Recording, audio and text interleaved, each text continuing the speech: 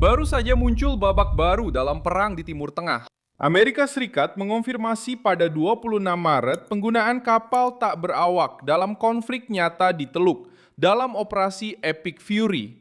Sebuah teknologi yang terdengar futuristik dan berusaha mematahkan keunggulan Iran di laut. Apa yang terjadi? Washington menempatkan di pusat krisis sebuah platform kecil, cepat, dan tanpa awak di perairan yang terhubung ke Selat Hormuz, yang saat ini menjadi salah satu titik paling eksplosif di dunia.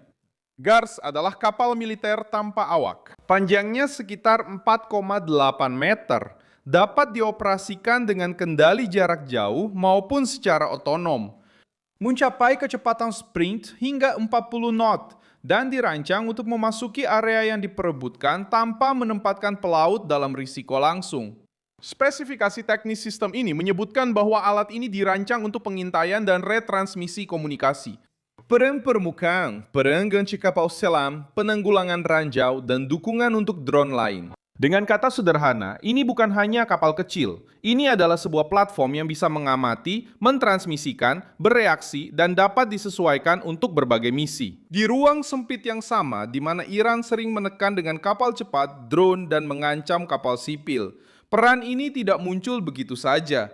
Sebelum tiba di Hormuz, GARK sudah diuji dalam operasi-operasi yang membantu menjelaskan nilainya pada tahun 2022. Angkatan Laut Amerika Serikat menguji versi sistem ini dalam simulasi pengawalan aset bernilai tinggi dengan senjata kendali jarak jauh, pengukuran jarak canggih, dan kemampuan deteksi ancaman. Tepatnya untuk menjaga personel tetap jauh dari zona bahaya. Pada tahun 2025, dalam acara Southern Lightning, sistem tak berawak beroperasi bersama kapal perusak USS Cole di lingkungan armada hibrida dengan fokus pada sensor, relay, dan komunikasi di laut.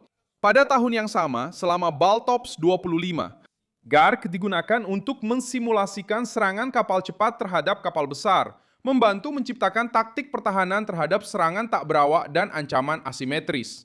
Angkatan Laut sendiri juga melaporkan bahwa pada bulan Maret 2025 telah dilakukan demonstrasi peluncuran beberapa GARK dari kapal yang sedang bergerak. Disitulah peran dia di Hormuz. Sela tersebut menghubungkan Teluk Persia dengan Teluk Oman dan Laut Arab, serta merupakan salah satu titik penyempitan jalur energi paling penting di dunia.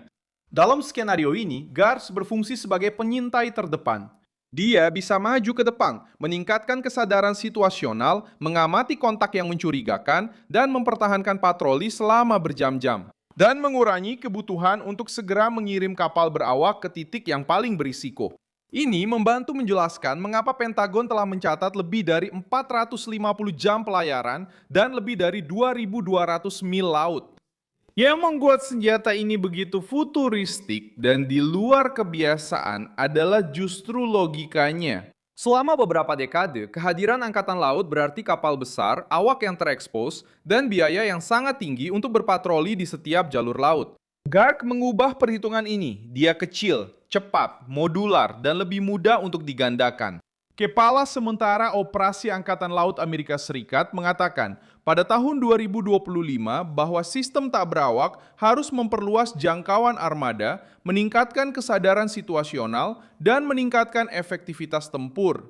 Angkatan Laut sendiri menyatakan bahwa program ini ada untuk menambah kemampuan baru pada kekuatan tradisional, bukan untuk menggantikannya.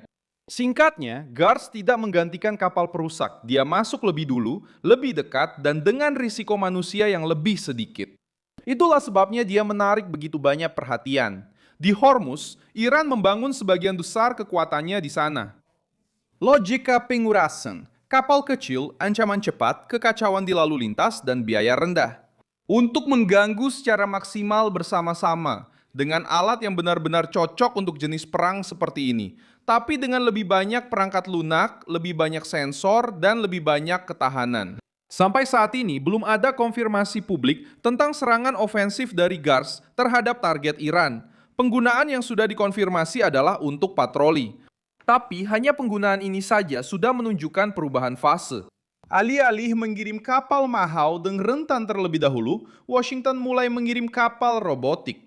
Untuk melihat lebih dulu, bertahan lebih lama, dan mempersempit ruang manuver lawan. Itulah sebabnya Gars terlihat begitu berbeda, bukan karena dia menyelesaikan semuanya sendiri, tetapi karena dia membawanya ke laut. Sebuah ide baru dan mengganggu, bahwa dalam perang laut modern, yang pertama masuk ke titik paling berbahaya, mungkin bukan lagi seorang pria, tetapi sebuah mesin.